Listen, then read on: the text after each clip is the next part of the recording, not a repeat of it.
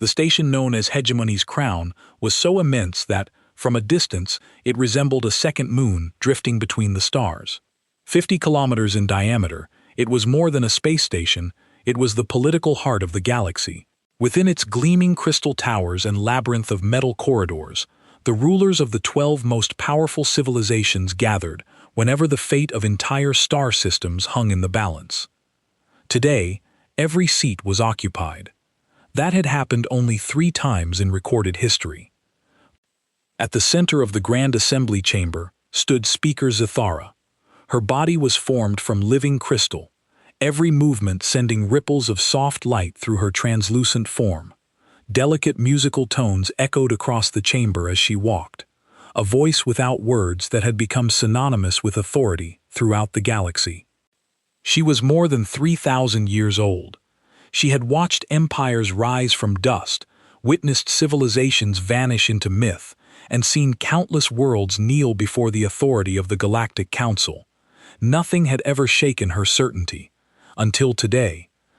For the first time in 3 millennia, Speaker Zathara looked around the chamber and realized that every one of the 12 elder races was afraid of the same thing: humanity. They faced something new. The other council members sat in their specialized seats around the circular room. The Vorak delegation floated in tanks of green liquid, their jellyfish bodies pulsing with thought. The Kethmori perched on metal branches, their 6 arms constantly moving as they calculated probabilities. The Zephyrians hovered as clouds of glowing gas, speaking through electronic translators. Each species was ancient, powerful, and completely sure of their place as the galaxy's rulers. The human situation has become unacceptable, Zethkara announced. Her crystal voice rang through the chamber like bells. For too long, we have watched these primitive creatures spread through space like a disease. Commander Varric Prime's tank bubbled as he spoke. The humans appeared in our monitored space only 60 years ago. Their first faster-than-light ships were crude and barely functional. We classified them as a minor curiosity. That was our mistake, hissed General Kethel from his perch. We should have eliminated them then. Now they have established colonies in 17 star systems, systems that belong to us by right of conquest. The holographic display in the chamber center showed a map of the local galaxy arm. Blue dots marked human settlements scattered across what the Council considered their territory. Each dot represented millions of humans living on worlds the Council had claimed for future use. Their expansion must end, Zethgar declared. We have given them too much freedom, too much time. They have forgotten their place in the cosmic order. Admiral Vexar of the Hegemony Fleet spoke from his seat of black metal. His species looked like walking skeletons covered in dark armor. My scouts report that human ships have been detected near the Kepler mining worlds. They dare to approach our industrial centers. Impossible arrogance, SPAC Council advises. Her snake-like body coiled around her floating platform. No species has challenged our authority in 800 years. The last ones who tried became extinct within a single solar cycle. The chamber filled with the various sounds of alien agreement. Clicking, humming, bubbling, and electronic tones all expressed the same sentiment. The humans had gone too far. Zathar raised one crystal arm for silence. The time for warnings has passed. Earth and its colonies represent a clear threat to galactic stability. If we allow this insolence to continue, other species might think they can defy us as well. She moved to the central console and activated the long-range communication array. The massive station's transmitters could send messages across half the galaxy in minutes. I will deliver their final ultimatum now. The other council members watched as Earth appeared on the main screen. The small blue planet looked harmless from space. White clouds swirled over green continents and blue oceans. It was hard to believe that such a peaceful-looking world housed a species causing so much trouble. Primitive children of terror, Zathara began, a voice being broadcast across space toward Earth. You will listen carefully to these words. They will be your last warning. She paused, letting the weight of the moment settle over the chamber. Every council member knew what came next. The same words had been spoken to dozens of species over the millennia. Some had been wise enough to surrender immediately. Others had fought and died. You have 72 standard hours to withdraw from all contested star systems. Your colonies in the Kepler, VGA, and Centauri sectors will be abandoned. Your ships will return to Earth's solar system and remain there. The crystal beings' voice grew harder, more threatening. Furthermore, you will submit to council oversight. Your military will be disbanded. Your faster-than-light technology will be surrendered. You will accept relocation to designated reservation worlds where your species can exist under proper supervision. Commander Varric Prime bubbled with satisfaction. The same terms we offered the Altarians. They chose wisdom and still live as our servants. The Rigelians were less intelligent, added General Kethel. Their homeworld is now a museum to the price of defiance. Zathara continued the transmission. If you refuse these generous terms, the consequences will be absolute. Your homeworld will be sterilized by stellar fire. Your species will be eliminated from the cosmic record. Every human life will end within hours of our deadline passing. She gestured to the weapons display showing the station's massive planet-killer cannon. The weapon had ended the existence of 14 worlds over the past 2,000 years. It had never failed to reduce entire planets to glowing debris. This is not a negotiation, she concluded. This is your notification of reality. The Galactic Council has spoken. You have 72 hours to comply. The transmission ended, leaving the chamber in satisfied silence. The council members began discussing the expected outcome with the casual interest of beings who had performed this routine many times before. How long do you estimate before they surrender? Asked Councillus. 48 hours predicted the Zephyrian collective through their translels. Humans appear to have some intelligence despite their primitive nature. I estimate 36 hours, countered Admiral Vexar. Once they analyze our fleet positions, they will realize resistance is impossible. Seth Kara moved away from the communication console, her crystal body reflecting the chamber's lights.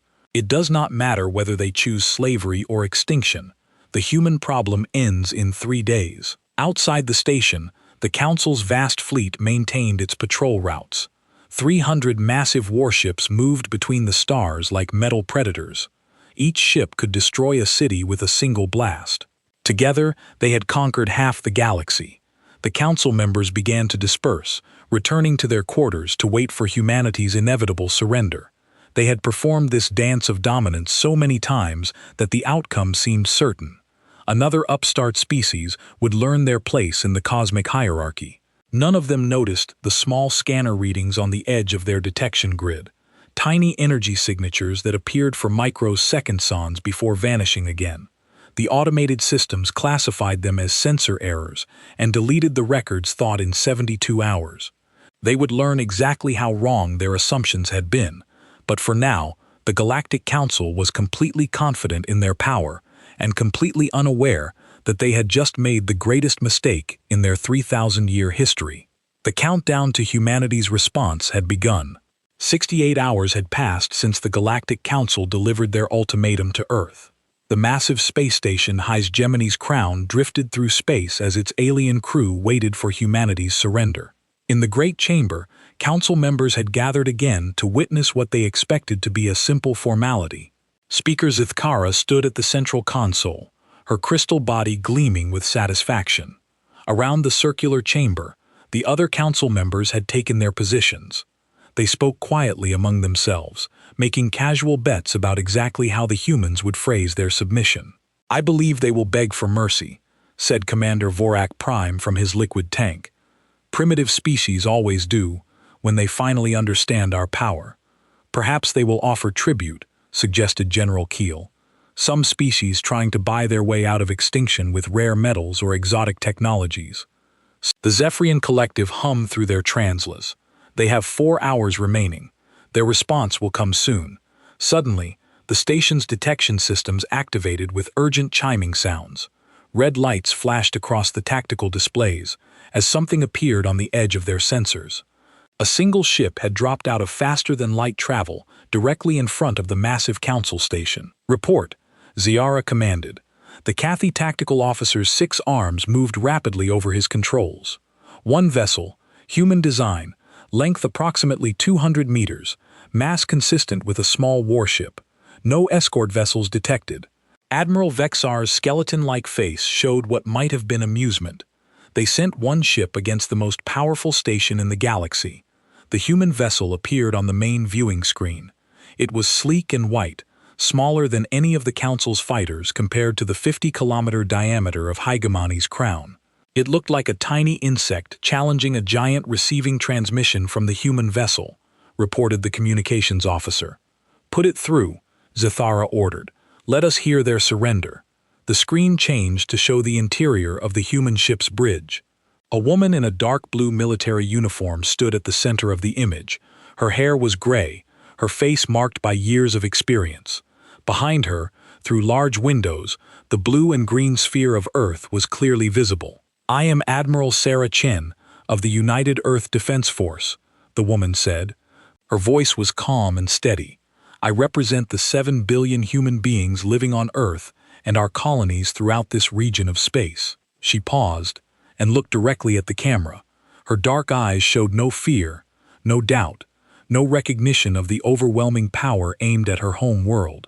"Honorable Council members," Admiral Chun continued, "we've received your message regarding the future of human space. We have considered your terms very carefully. We have analyzed your demands, discussed your ultimatum, and reached a unanimous decision among all human governments." Councillor Dasis leaned forward on her floating platform. Finally, some sense from these primitives. Admiral Chun's expression did not change. "Our response to your ultimatum is this: no." The single word hung in the space between species like a physical object. For several long seconds, the council chamber remained completely silent. None of the alien leaders seemed to understand what they had just heard. "Did she say no?" whispered Commander Vorik Prime. "That is impossible," stated the Zephrine Collective. "No species refuses our ultimatums." On the screen, Admiral Chun continued speaking as if she had just commented on the weather, instead of rejecting the demands of the galaxy's most powerful civilization. "Furthermore, we formally reject your claimed authority over human space, human colonies, and human affairs. Earth stands sovereign under its own government. Our settlements answer to their own elected leaders. Our ships travel where they choose under human command." She took a step closer to the camera.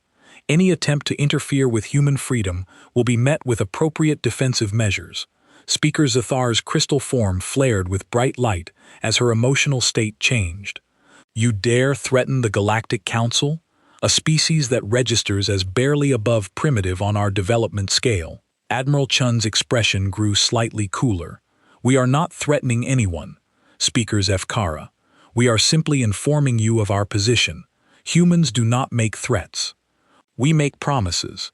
The words sent a strange chill through the chamber. There was something in the human woman's voice that did not match her species' supposed primitive nature. She spoke with the confidence of someone who held powerful cards. "Your arrogance is astounding," Zathara replied. "You float there in your tiny ship while the most powerful weapon in the galaxy aims at your home world. Do you not understand your situation?" "I understand it perfectly," Chun answered. "The question is whether you understand yours." Admiral Vexar as armor clanked as he leaned forward. "Explain your meaning, human." Chen glanced at something off-camera, possibly a tactical display. "In approximately 18 minutes, your primary weapon will be fully charged and ready to fire. You will attempt to destroy Earth as you have destroyed other worlds that refuse to submit to your rule." A calm recitation of the timeline was somehow more disturbing than any dramatic speech would have been. "That attempt will fail," she continued. "After it fails, you will have exactly one opportunity to reconsider your position. I strongly recommend you use that opportunity wisely." General Kethel Sixarms clicked in agitation. "Impossible. Our planet killer has never failed. No defensive technology can stop stellar-level energy output." "You are correct that no previously known defensive technology can stop your weapon," Admiral Chun agreed. "However, you're operating under several false assumptions about human capabilities." She moved to stand next to one of the windows showing Earth. The planet looked as peaceful as ever, completely undefended against the massive weapon targeting it. "For 97 years, Chun said, humanity has known about your existence. We detected your observation probes in our solar system shortly after we achieved faster-than-light travel. We have been monitoring your activities, studying your technology, and preparing for this exact conversation." The council members exchanged glances of concern. Their observation networks were supposed to be undetectable by primitive species. You believe you understand human capabilities because you have observed some of our ships and colonies. Chun continued. You have made your plans based on incomplete information. That was your first mistake. Zara's crystal form darkened. What are you implying? I am stating clearly that humanity is not the primitive species you believe us to be. We are something much older and much more dangerous than you have prepared for. Chun stepped back to the center of the screen. Behind her, Earth continued its slow rotation, apparently unaware that in minutes it might cease to exist. Your weapon will fire in 17 minutes, she said, checking a chronometer on her wrist. When it does, you will learn exactly who and what you have chosen to threaten. I hope you are prepared for that education. The transmission ended abruptly, leaving the council chamber in stunned silence. For the first time in 3,000 years, Speaker Zathara felt something she had almost forgotten existed: uncertainty. The human woman had spoken with too much confidence, too much certainty about outcomes that should be impossible. Begin final charging sequence for the primary weapon, she ordered. Charging sequence initiated, confirmed the weapons officer. 15 minutes to full power. As the massive station prepared to demonstrate the price of defying the Galactic Council, none of its crew noticed the almost invisible energy signatures beginning to appear throughout their sensor network. Tiny blips that registered for microseconds before vanishing again. If anyone had been watching carefully, they might have realized that something was coming, something big. The great chamber of Hegemony's crown buzzed with angry energy as the council members processed what they had just witnessed. No species had ever spoken to them with such casual defiance. The human admiral's confidence was either incredible courage or incredible stupidity. In 15 minutes, they would know which Speaker Zakar moved to the weapons control station. Her crystal hands activated the primary firing sequence, with sharp, angry motions around the chamber. Holographic displays showed the massive cannon emerging from the station's hull, like the stinger of a cosmic wasp. Final countdown initiated, announced the weapons officer. 14 minutes to full charge. Admiral Vexar stood from his metal throne, his skeletal frame radiating satisfaction. At last, we remind the galaxy why no one challenges the council. Let every species witness what happens to those who forget their place. The humans have potential. Mused Commander Vorik Prime from his liquid tank. Their technology showed promise. Too bad their leaders lacked wisdom. General Kethel's 6 arms clicked rapidly as he calculated targeting solutions. A clean shot. No asteroid fields. No stellar interference. Earth will be completely destroyed. Not even atoms will remain on the main screen. The human ship UES Defiance maintained its position directly between the Council Station and Earth. Admiral Chum had not moved her vessel away from the firing line. She simply waited as calm as if she was having tea instead of facing planetary annihilation. Why does she not retreat? Asked Counselor This. Her snake-like body coiled nervously around her platform. Even primitive species have survival instincts. Perhaps she believes her ship can somehow stop our weapon, suggested the Zephorian collective. Some species develop irrational confidence in their technology. Seth Carrara's crystal form pulsed with dark light. Nothing can stop the primary cannon. We channel the power of an entire star through quantum focusing arrays. The energy output exceeds the total power generation of most civilizations. She gestured to the tactical display, showing energy levels rising steadily toward maximum. The weapon had been tested on 14 worlds over the past 2,000 years. Planets, moons, space stations, entire asteroid fields, all had been reduced to expanding clouds of superheated plasma in seconds. 12 minutes remaining, reported the weapons officer in the observation galleries around the chamber. Representatives of the Council's client species watched through reinforced viewing ports. These were the survivors, the civilizations that had chosen submission over extinction when faced with the same choice now given to humanity. They would witness another demonstration of why their surrender had been wise. The Alaran ambassador, a blue-skinned humanoid whose world had been conquered 200 years ago, spoke quietly to his aide. The humans fought well, but courage alone cannot stop stellar fire. Near him, the rebellion observer remained silent. His species had also defied the council once. Their homeworld was now a glowing memorial to the price of resistance. On the bridge of the U-East Defiance, Admiral Chun stood calmly at her command station. Her crew moved with practiced efficiency around her, showing no signs of panic despite the massive weapon charging in front of them. If anything, they seemed almost relaxed. 10 minutes to firing, the weapons officer announced. General Kethel leaned forward in his perch. Admiral Chun, can you hear me? The human woman appeared on screen again. I can hear you, General. This is your final chance to surrender. Order your ship away from the firing line. Broadcast humanity's submission to the galaxy. Perhaps the Council will show mercy to your species. Chun checked her chronometer again. 9 minutes 43 seconds until you fire. I understand your position perfectly, General. Do you understand mine? You are about to die, Kethel stated flatly. Your homeworld is about to cease existing. How can you remain so calm? Because I know something you do not, Chun replied. In less than 10 minutes, you are going to learn that humanity is not what you think we are. After that lesson, you will have one chance to reconsider your approach to human affairs. Commander Vorak Prime bubbled with frustration. What could you possibly know that we do not? We have monitored your species for decades. We understand your capabilities. You understand what we have allowed you to see, Chun corrected. There is a difference.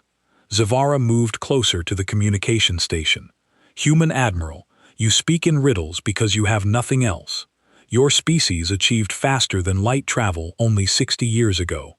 Your most advanced weapons are primitive fusion devices. You have no defense against stellar-level energy. You are correct about our public technology. China agreed. However, you are making assumptions about our private capabilities. She gestured towards something off-screen. Humanity has faced extinction many times in our history. Ice ages, asteroid impacts, volcanic supereruptions, nuclear war, artificial intelligence rebellion, solar radiation events. We survived all of them. Do you know how? Luck, said Admiral Vestar dismissively. Preparation, Chung corrected. We learned very early that the universe is a dangerous place. We learned to hide, to plan, to prepare for threats we hoped would never come. 5 minutes to firing, announced the weapons officer. The energy readings on the tactical displays had reached 90% of maximum. Throughout the massive station, power systems hummed with barely contained stellar fire. The primary cannon's focusing arrays glowed white-hot as they prepared to channel unimaginable destruction toward Earth. Last warning, human, Zira declared.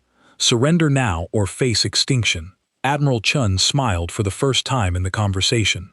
It was not a pleasant expression. Speaker Zakara, let me ask you a question. In all your monitoring of human space, did you ever wonder why Earth is the only planet in this galaxy where every single apex predator evolved from the same basic genetic template? The question was so unexpected that several council members looked confused. Answer me, Chung continued. Lions, tigers, bears, sharks, eagles, wolves, humans? All predators all evolved on the same small planet. Does that seem normal to you? General Kethel's tactical calculations paused as he considered the question. Evolutionary concentration is unusual but not impossible. It is impossible, Chun stated, unless the planet was specifically designed to produce predator species, unless something was shaping evolution toward a particular outcome. 3 minutes to firing, the energy levels reached 95%. The primary cannon's barrel began to glow as stellar fire built up inside the quantum focusing chambers. You are suggesting that Earth was artificially modified? Asked the Zephrine Collective. I've learned to be careful with that word, ended, because the thing I'm describing didn't end so much as exhaust itself. The process continued until the optimal result was achieved. She looked directly at the camera. That optimal result was humanity. Impossible, Seth Carrara whispered. 2 minutes to firing. Admiral Chun stepped back to the window showing Earth. The planet you are about to attack is not the home world of a primitive species. It is the final product of a 10-million-year weapons development project, and you are about to discover what happens when you threaten the most dangerous predator in galactic history. 1 minute to firing. The energy levels reached maximum. The primary cannon extended fully from the station's hull, its barrel now glowing like a star. Around the chamber, Alien faces showed mixtures of anticipation and growing unease. 30 seconds. Chun raised her hand and spoke one final time. Fire when ready. It is time for your education to begin. Firing sequence complete, announced the weapons officer. Zathara's crystal form blazed with triumph. Fire. The primary cannon discharged with the power of a dying star. A beam of pure energy lanced across space toward Earth, carrying enough destructive force to vaporize continents in seconds. The shot was perfect, the targeting flawless, the power output exactly as designed for exactly 4.7 seconds. The beam traveled toward its target at the speed of light. Then something impossible happened. The beam stopped. Not deflected, not absorbed, not redirected. It simply terminated 10,000 kilometers from Earth's surface as if it had struck an invisible barrier. The stellar fire that should have ended human civilization dispersed harmlessly into space. In the council chamber. Every alien face showed the same expression of shock disbelief. That said, Admiral Chun calmly was less one. The silence in the council chamber stretched like a physical thing. 12 different species, each with their own ways of expressing shock, all shared the same stun paralysis. The impossible had just happened before their eyes. Their ultimate weapon, their guarantee of galactic dominance, had been stopped by something they could not understand. Speaker Zakara stared at the tactical displays showing 0 damage to Earth. The planet continued, its peaceful rotation as if stellar fire had not just been turned against it. White clouds still swirled over blue oceans. Green continents showed no signs of the devastation that should have consumed them. Weapon status, she whispered. The weapons officer's voice shook as he read his instruments. Primary cannon functioned perfectly. Full stellar energy discharge confirmed. The beam traveled 4.7 seconds before stopping. Stopping how? Demanded Admiral Vestar. Energy cannot simply cease to exist. Unknown, sir. The beam terminated at exactly 10,000 kilometers from the target planet. Residual energy dissipated into background radiation. On the main screen, Admiral Chun stood calmly on her ship's bridge. Behind her, Earth looked exactly as it had before the attack. No scorch marks, no atmospheric disruption, no indication that the most powerful weapon in the galaxy had just been fired at it. Lesson 1, Chun said, her voice cutting through the shocked silence. Earth has been protected by defensive technology you do not understand for longer than your council has existed. General Kethel's 6 arms clicked frantically over his tactical controls. Run full-spectrum analysis. Find a defensive system. There must be hidden installations, orbital platforms, something. Scanning, reported the sensor operator. No artificial constructs detected around Earth. No energy emissions consistent with defensive arrays. No explanation for the weapon failure. Commander Varric Prime's tank bubbled violently as his species' equivalent of panic set in. This is impossible. Matter and energy follow universal laws. No technology can simply make stellar fire disappear. You are correct that this should be impossible based on your understanding of technology, Chun replied. Which brings us to Lesson 2. Something in her tone made every alien in the chamber feel a chill that had nothing to do with temperature. Lesson 2 is that humanity does not make idle threats. Before anyone could ask what she meant, every alarm system on Hegemony's crown began screaming at once. Red warning lights bathed the chamber in crimson as proximity alerts, energy spike detectors, and tactical computers all registered the same impossible readings. Report, Seth Kara shouted over the chaos. The Cathy sensor officer's 6 arms moved like lightning over his controls. Energy signatures appearing throughout the system. Multiple contacts. Massive power readings. The main display changed to show the tactical overview of local space. Dots of light were appearing around the council station, around their fleet positions, around everything they considered secure. The dots multiplied rapidly, covering the screen like a spreading disease. How many ships? Admiral Vexar demanded. Still counting, the sensor officer replied. His voice cracked with strain. Current total 400 contacts. 500, 700. The numbers kept climbing as more human vessels became visible throughout the system. 1,000 contacts confirmed, the officer announced. Still detecting more. Council advisors coiled tighter around her platform. Where did they come from? Our deep space sensors showed nothing. They were already here, Chun explained from the screen. They have been here since before this conversation began. They have been watching you prepare to attack Earth. They have been waiting for my signal. General Kethel's tactical displays showed human ships surrounding every Council asset in the system. This is impossible. We would have detected a fleet of this size. You detected what we wanted you to detect, Chen replied. Admiral, tell me something. In all your years of studying human space, did you ever wonder why our most advanced ships look so primitive compared to your technology? The question hung in the air as more human vessels continued appearing on sensors. 1,500 contacts now confirmed, reported the sensor officer. The answer, Chun continued, is that we showed you our obsolete vessels. The ships you have been monitoring are our equivalent of training craft, museum pieces we use to teach new pilots. She gestured towards something off-screen. The ships surrounding you now are from our actual fleet. On the tactical displays, the Council officers could see that these human vessels looked nothing like the crude ships they had been observing.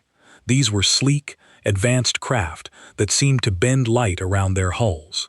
They moved with impossible precision and showed energy readings that made the Council's most advanced ships look primitive. 2,000 contacts, the sensor officer announced.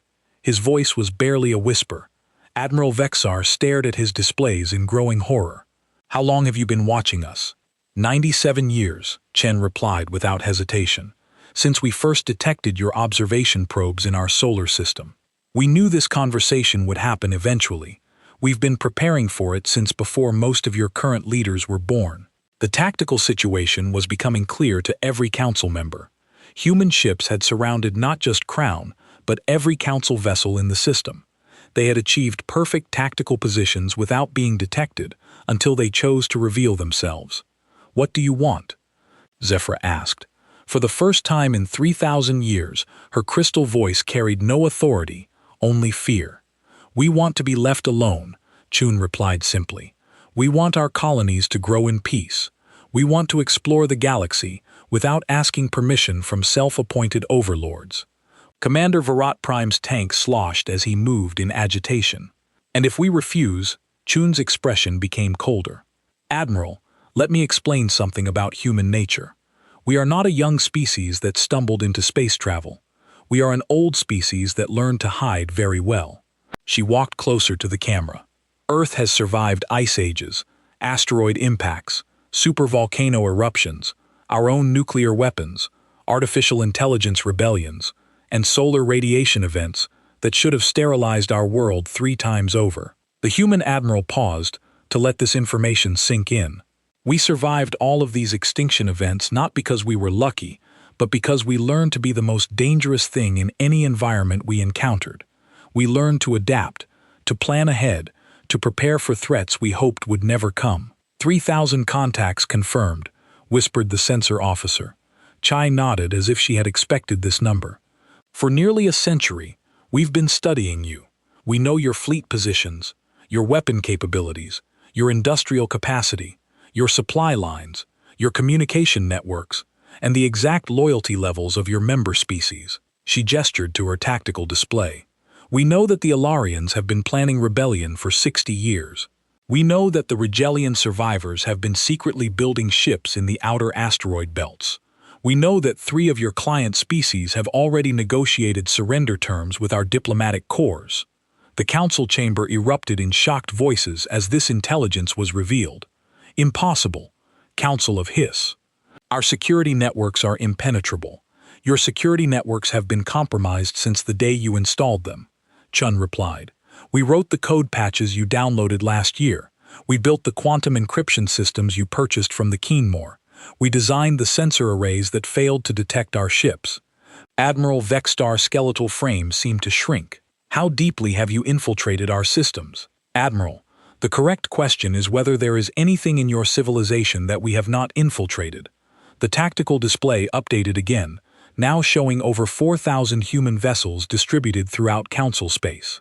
The Galactic Council, as an institution that threatens human sovereignty, effectively ceased to exist the moment you fired on Earth.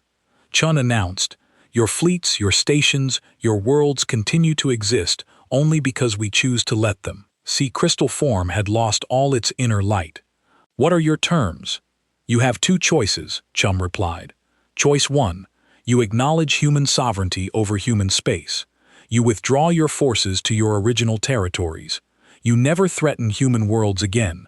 You never attempt to impose your authority on us again. She paused. In exchange, we will pretend this conversation never happened. You can continue ruling your remaining territories as you see fit. And choice 2?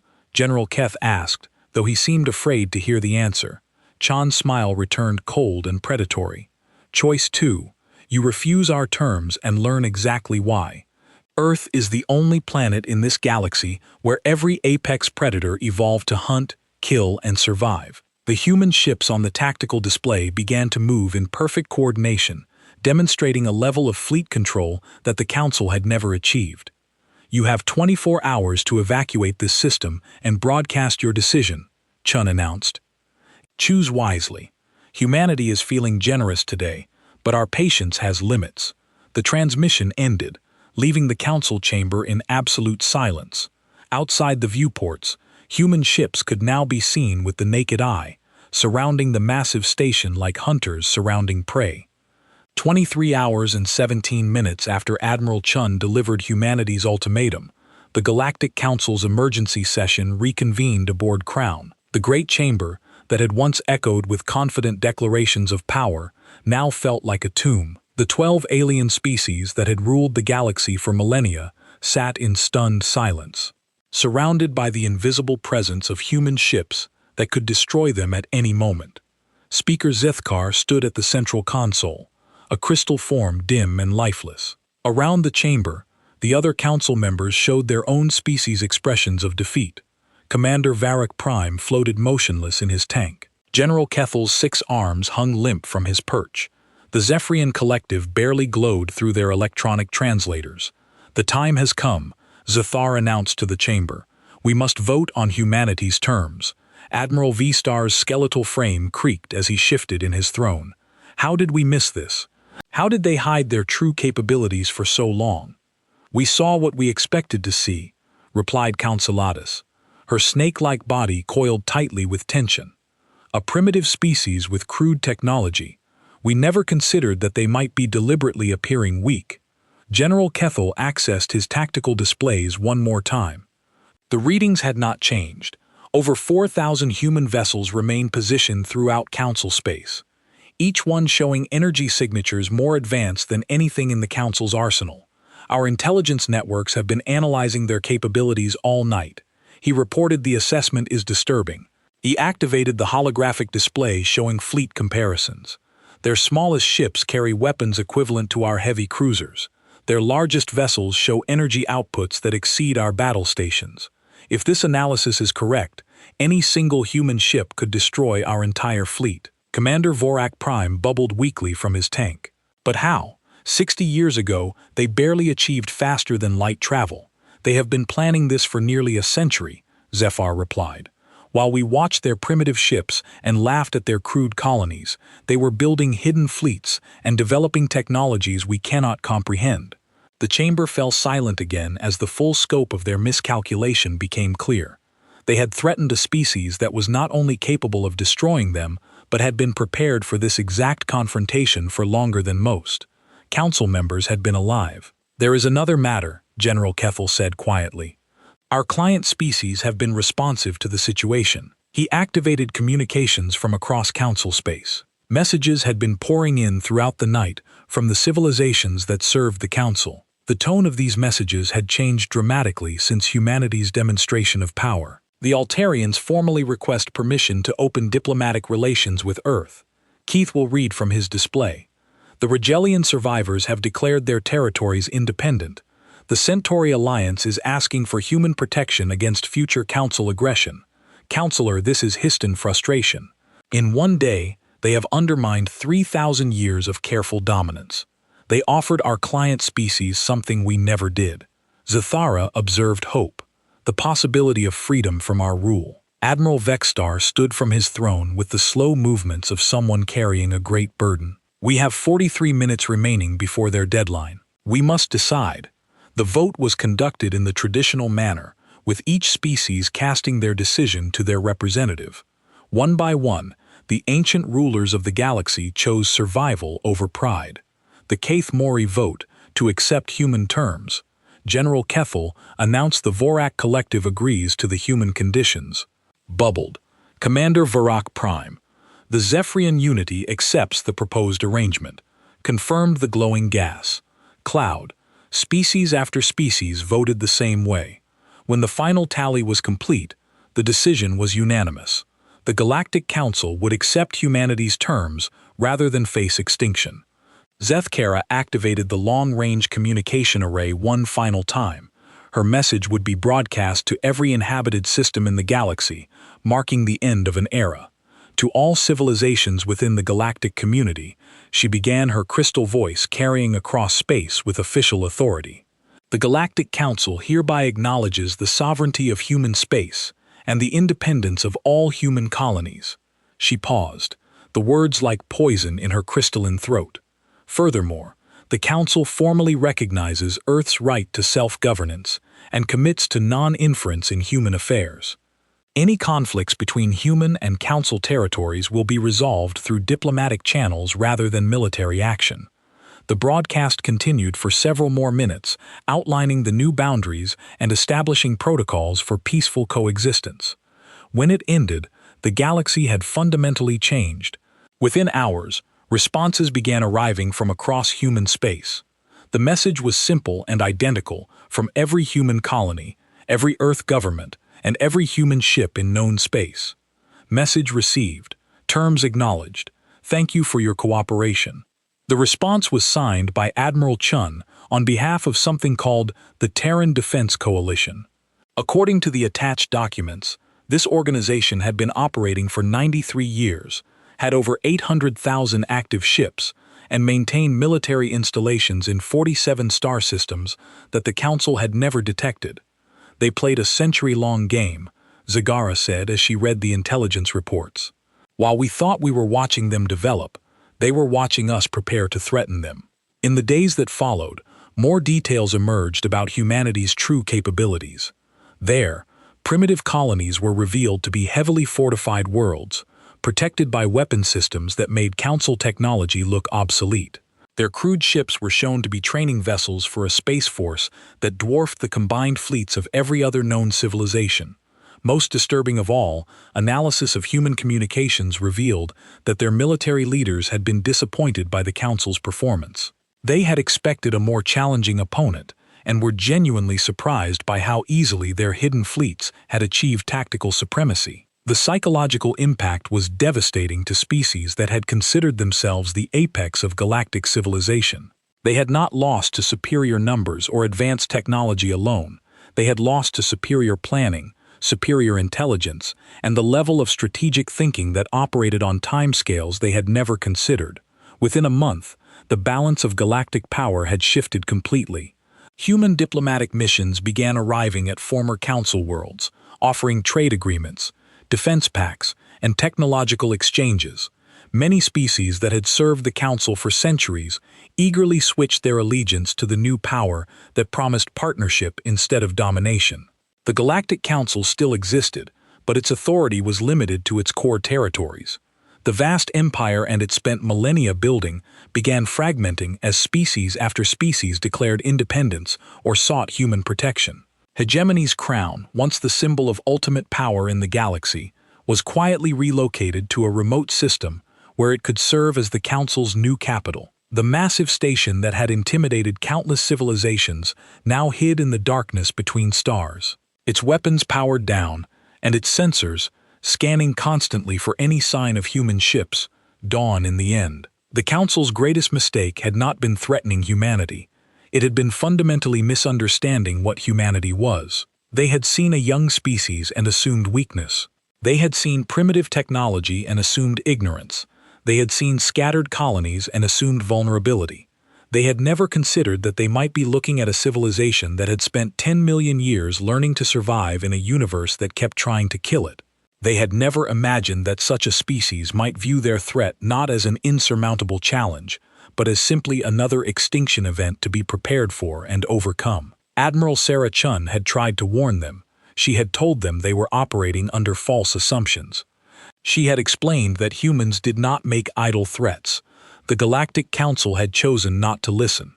Now, as they governed their reduced territories and watched human ships patrol the space lanes they had once considered their own, they finally understood what she had meant. Humanity had not conquered them through violence or destruction. They had conquered them through the simple demonstration that they had been ready for this war before.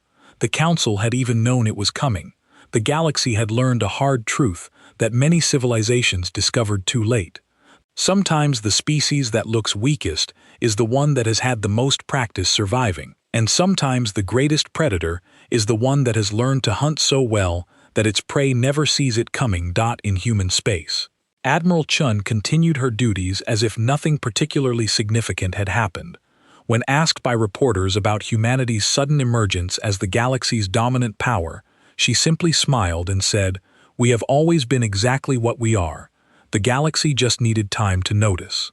Earth continued its peaceful rotation around Sol, protected by defenses that no one fully understood, and watched over by fleets that had learned to move through space like ghosts. And in the depths of the void, human ships maintained their eternal vigil.